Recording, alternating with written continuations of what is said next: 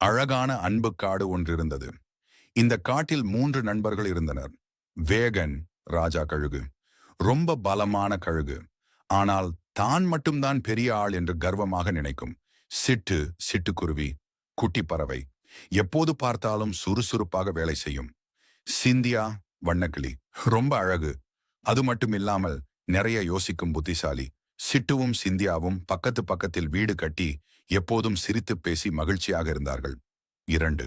சுட்டெரிக்கும் வெயில். திடீரென்று கோடைக்காலம் வந்தது. வானத்தில் இருந்த சூர்யா தாத்தா ரொம்ப கோபமாகி பூமியை சுட்டெரித்தார். குளத்தில் இருந்த தண்ணீர் எல்லாம் காணாமல் போனது. மரங்கள் எல்லாம் பட்டுப்போய் காய்ந்தன. சின்ன சின்ன விலங்குகள் எல்லாம் பயந்து தண்ணீரை காணாமல் ரொம்பவே கஷ்டப்பட்டன. ராஜா கழுகு வேகன், நான் பெரியவன் என்று சொல்லி தன் பலமான அலகால் மண்ணை தோண்ட முயன்றது. ஆனால் காய்ந்து போன மண்ணை அதனால் அசைக்கவே முடியவில்லை. அது சோர்ந்து போய் தனியாக அழ ஆரம்பித்தது.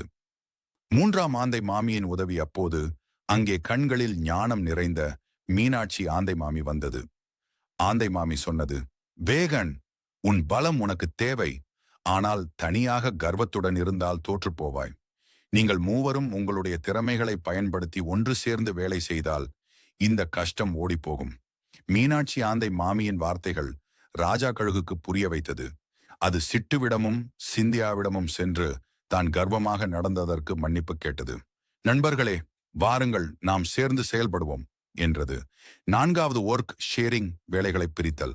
மூவரும் தங்கள் வேலைகளை பிரித்துக் கொண்டனர். சிந்தியா புத்திசாலி கிளி, உயர பறந்து நெருப்பு பிடிக்க வாய்ப்புள்ள காய்ந்த இடங்களையெல்லாம் கண்டுபிடித்து சொன்னது. சிட்டு சுறுசுறுப்பான குருவி, தன் சின்ன அலகால் காய்ந்த இலைகள், குச்சிகள் எல்லாவற்றையும் உடனே அப்புறப்படுத்தி நெருப்பு பரவாமல் தடுத்தது.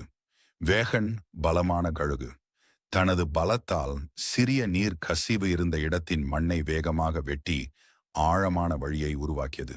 எல்லா பறவைகளும் சேர்ந்து சின்ன சின்ன இலைகளில் நீர் எடுத்து காய்ந்த மரங்களின் வேர்களில் ஊற்றின. அவர்களின் இந்த கூட்டு செயல் ஒரு பெரிய காட்டுத்தீயை தடுத்து நிறுத்தியது. 5. அன்பு காட்டின் வெற்றி. நண்பர்கள் மூவரும் ஒற்றுமையாக வேலை செய்ததால் வானத்தில் மாற்றம் வந்தது. பெரிய இடிச்சத்தம் கேட்டது. மின்னல் அடித்தது. பயங்கரமான மழை பெய்தது.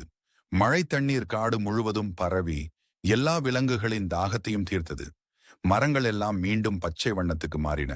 வேகன், சிட்டு, சிந்தியா மூவரும் கட்டி அணைத்துக் கொண்டார்கள். ஆந்தை மாமி சிரித்தபடி சொன்னது, ஒற்றுமையே பெரிய பலம். நீதி, தனியாக முயற்சி செய்வதை விட நண்பர்களோடு ஒற்றுமையாகச் சேர்ந்து வேலை செய்தால் எல்லா சவால்களிலும் நாம் ஜெயிக்கலாம். இந்த வீடியோ பிடிச்சிருந்திருந்தால லைக் பண்ணுங்க, சப்ஸ்கிரைப் பண்ணுங்க. அடுத்த வீடியோவில் சந்திப்போம்.